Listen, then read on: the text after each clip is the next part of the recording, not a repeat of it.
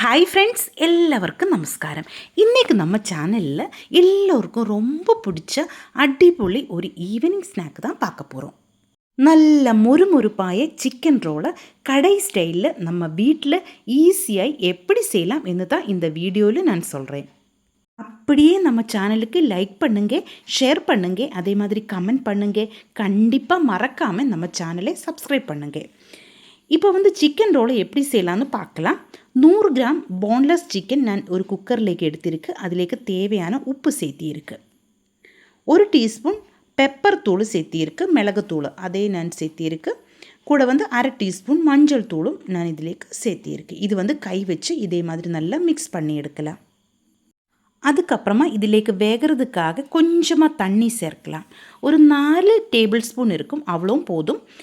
இந்த தண்ணி இதிலேக்கு அதிகமாக ஊற்றக்கூடாது. கரெக்டு பாகத்தில் நமக்கு வேக வச்சு எடுக்கலாம். இப்போ பாருங்கள், நம்ம சிக்கன் எல்லாம் கரெக்டாக வெந்து வந்துடுச்சு.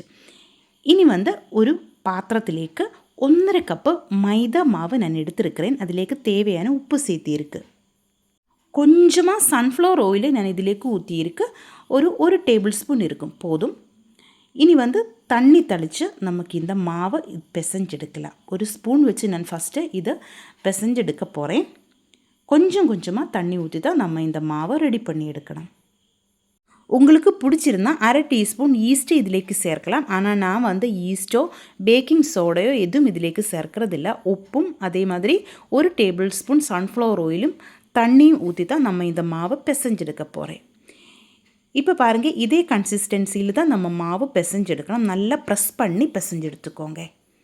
நம்ம சப்பாத்தி மாவு மாதிரியே நம்ம கரெக்டு பாகத்தில் இதை பிசைஞ்செடுக்கணும். கொஞ்சம் எண்ணெய் தடவி அப்படியே ஒரு 15 நிமிஷம் நமக்கு ரெஸ்ட் பண்ணுறதுக்காக வைக்கலாம். இந்த டைமில் மீடியம் சைஸில் 2 பெரிய வெங்காயம் இதே மாதிரி பொடி பொடியாக நறுக்கி எடுத்துக்கோங்க. இதே மாதிரி ஒரு சாப்பரில் போட்டு தான் நான் இதே பொடியாக நறுக்கி எடுத்துருக்கிறேன். இது ஆன்லைனில் வாங்கிய சாப்பர் தான், ஆனால் நல்லாயிருக்கும். இப்போ நம்ம வேக வச்சு எடுத்தால் சிக்கன் மிக்சியோட சின்ன ஜார்லேக்கு போட்டு 2 ரவுண்டு இதே மாதிரி அடித்து எடுத்துக்கோங்க. இப்படி தான் இருக்கணும். இனி ஒரு கடாயிலேக்கு 1 டேபிள் ஸ்பூன் எண்ணெய் ஊற்றியிருக்கு. அதிலேக்கு நம்ம பொடி பொடியாக நறுக்கி எடுத்தால் பெரிய வெங்காயம் நமக்கு வணக்கி எடுக்கலாம். கொஞ்சம் கறிவேப்பிலையும் நான் நறுக்கி சேர்த்தியிருக்கு. அதே மாதிரி தேவையான உப்பும் சேர்த்தியிருக்கு. 1/2 டீஸ்பூன் இஞ்சி பூண்டு பேஸ்ட்டு சேர்க்கலாம். காரம் அதிகமாக வேணும்னு இருந்தால் ஒரு பச்சை மிளகாய் நைஸாக ரவுண்டில் கட் பண்ணி கூட நமக்கு இதிலேக்கு சேர்க்கலாம்.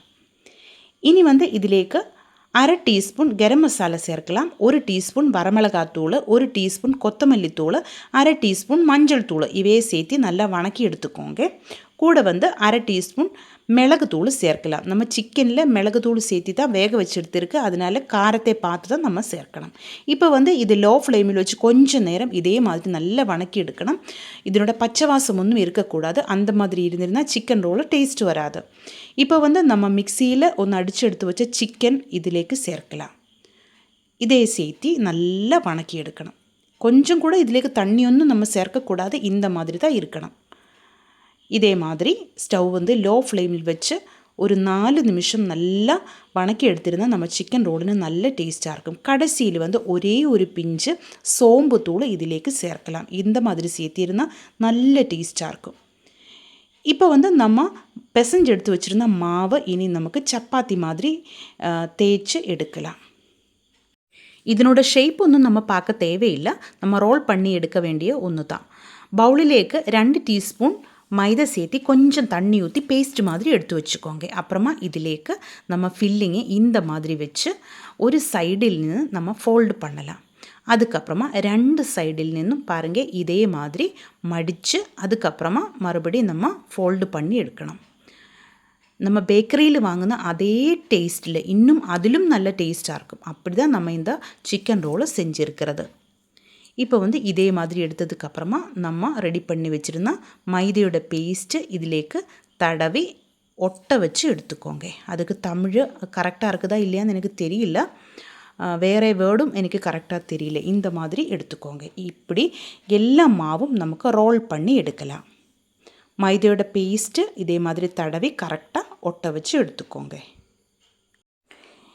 அதுக்கப்புறமா சும்மா லைட்டாக நம்ம இதே மாதிரி ரோல் பண்ணி விட்டுருந்தா அது கரெக்டாக அதை அதில் ஒட்டி பிடிச்சிருக்கும். இப்படியே இருக்கும். இந்த மாதிரி எல்லா மாவும் நான் ரோல் பண்ணி எடுத்திருக்கேன். இனி வந்து ഒരു 3 ബ്രെഡ് പീസ് നമ്മൾ മിക്സിയുടെ ചിന്ന ജാറിലേക്ക് പോട്ട് ഒന്ന് പൗഡർ பண்ணி എടുത്തിருக்கு. இன்னொரு தட்டிലേക്ക് 2 முட்டை உடைச்சு ஊற்றியிருக்கு. இது வந்து நமக்கு நல்லா மேஷ் பண்ணி எடுக்கலாம். நல்லா இதே மாதிரி அடித்து எடுத்துக்கோங்க. இந்த மாதிரி தட்டில் செஞ்சிருந்தால் நமக்கு இதில் டிப் பண்ணுறதுக்கு கொஞ்சம் ஈஸியாக இருக்கும். இப்போ வந்து ஓரோ சிக்கன் ரோலும் நம்ம முட்டையோட மிக்ஸிலேக்கு போட்டு இதே மாதிரி டிப்பு பண்ணி எடுத்துக்கோங்க. அதுக்கப்புறமா நம்ம பிரெட் கிரம்ஸில் இதே மாதிரி ரோல் பண்ணி எடுக்கலாம். நீங்கள் முட்டை சாப்பிடலைன்னா அதுக்கு பதிலாக 3 டேபிள் ஸ்பூன் கார்ன்ஃப்ளவர்லேக்கு கொஞ்சம் தண்ணி ஊற்றி இட்லி மாவு பாக்கத்தில் ஆக்கியதுக்கப்புறமா சிக்கன் ரோலை அதில் டிப்பு பண்ணி பிரெட் கிரம்ஸில் இதே மாதிரி ரோல் பண்ணி எடுத்துருந்தால் கூட போதும். இப்போ வந்து எல்லா சிக்கன் ரோலும் நான் பிரெட் கிரம்ஸில் ரோல் பண்ணி எடுத்திருக்கேன். இனி வந்து நல்ல சூடாய எண்ணெயிலேக்கு போட்டு நமக்கு பொரிச்செடுக்கலாம். ஸ்டவ் வந்து மீடியம் ஃப்ளேமில் வச்சுக்கோங்க. தீஞ்சு போகக்கூடாது, அதனால் ஹை ஃப்ளேமில் வைக்கக்கூடாது. நல்ல டார்க் ப்ரௌன் கலர் ஆகணும். நம்ம கடையிலக்க பேக்கரியிலக்க வாங்குகிற அதே சிக்கன் ரோல் டெக்ஸ்சரில் நமக்கு கிடைக்கணும். அதனால் நல்ல டார்க் ப்ரௌன் கலர் ஆகுன வரைக்கும் ஸ்டவ் வந்து மீடியம் ஃப்ளேமில் வச்சு இது நல்லா பொரிச்செடுக்கலாம். சிக்கன் எல்லாம் நல்லா வெந்துருச்சு, அதனால் நம்ம சிக்கன் வேகிறதுக்கு தேவை இருக்காது. ஆனால் நம்ம மைதோட ரோல் வந்து நல்லா வெந்து வரணும். இப்போ பாருங்கள், இதனோட கலரெல்லாம் நல்லா மாறி வந்துகிட்டே இருக்குது. ஆனால் இன்னும் கொஞ்சம் கூட நல்ல டார்க் ப்ரௌன் கலர் ஆகணும். இப்போ பாருங்கள், நம்ம சிக்கன் ரோலிൻ്റെ கலரெல்லாம் நல்லா மாறி வந்துடுச்சு. நல்லா சூப்பர் டேஸ்ட்டாக இருக்கும். உள்ளே வந்து நல்ல சாஃப்டான ஃபில்லிங்கு தான் நம்ம வச்சுருக்கிறது. நம்ம கடையில் வாங்குறதிலும் நல்ல டேஸ்ட்டாக இருக்கும் இந்த சிக்கன் ரோலுன்னு. கண்டிப்பாக நீங்கள் ட்ரை பண்ணி பாருங்கள். இந்த வீடியோ உங்களுக்கு பிடிச்சிருந்தால் சேனல் சப்ஸ்கிரைப் பண்ணுங்க, லைக் பண்ணுங்க. கேரளா ரெசிபிஸ் பிடிக்கிற ஃப்ரெண்ட்ஸுக்கெல்லாம் ஷேர் பண்ணி கொடுங்க. உங்களுடைய ஃபீட்பேக்கை கண்டிப்பாக நீங்கள் கமெண்ட்டில் எழுதி போடுங்க.